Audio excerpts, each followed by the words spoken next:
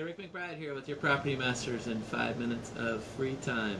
McBride Realty Group. Just going to go over part 2 of our segment of the contract. Not necessarily part 2 of the contract, it's part 2 of our review of the contract.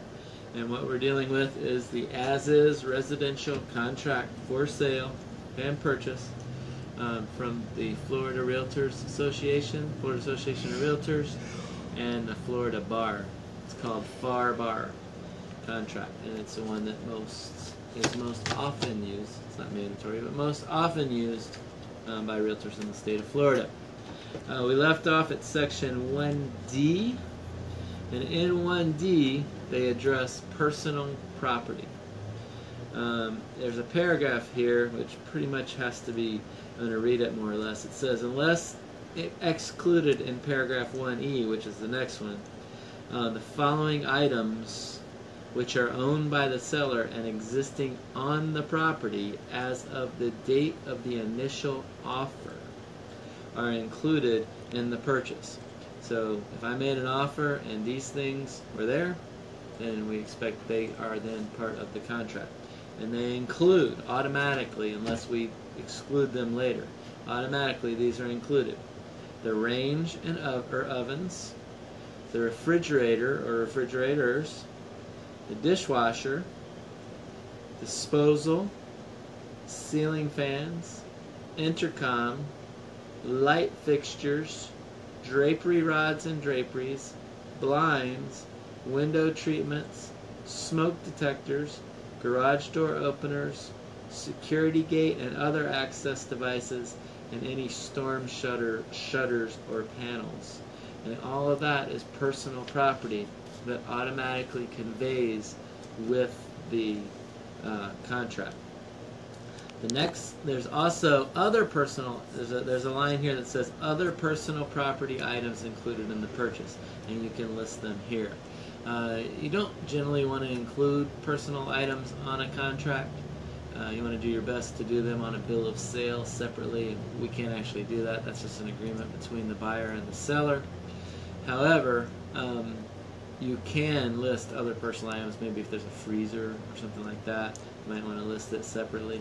But personal property, other than unless you're buying a beach condo that's fully furnished, will generally not be financed by the lender, and they're going to ask you to take it out anyway.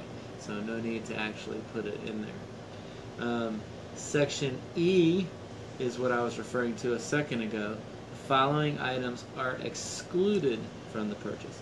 So let's say the buyer was keeping their refrigerator, for instance.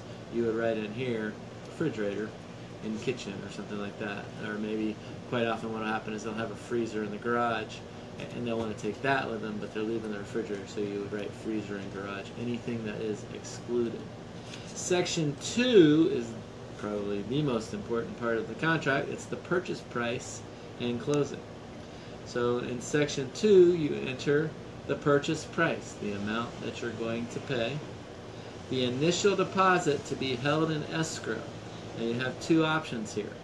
The initial option can accompany the offer. That's where you write a check and you take it with them.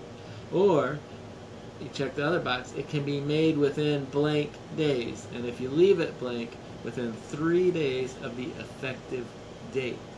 So now we have to establish what is the effective date. The effective date of a traditional contract is the date that it is last executed.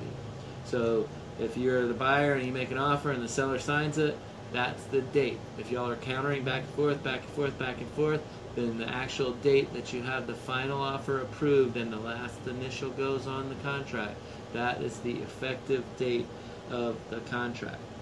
Very important here is the escrow agent information. It's going to list the name, address, phone number, email, and occasionally a fax number, although we don't use that too much anymore, of the person holding this deposit, so that you know where to go if there's a problem with it, or at least you just know who's holding the money for the escrow at closing, so we know where to distribute the funds from.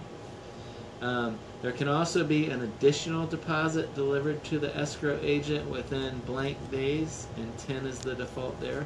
So let's say you're making a deposit today, and in 2 weeks you're going to make another deposit. We'll put that there. And then the amount of financing that you will be, the buyer will be receiving. So if it's a typical FHA loan, then that would be 96% of the offer price would go there. So if it's a $100,000 home, you put $96,500 is how much they would be getting in financing. It's a line here for other.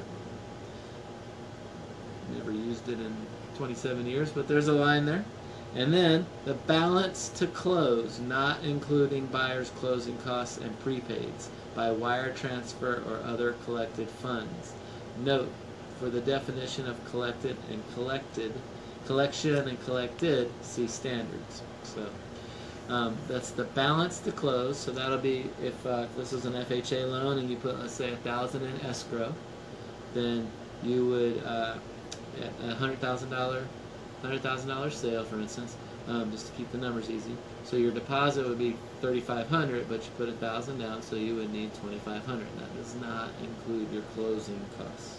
Okay, that's just the straight sale. So that's the next section of the contract.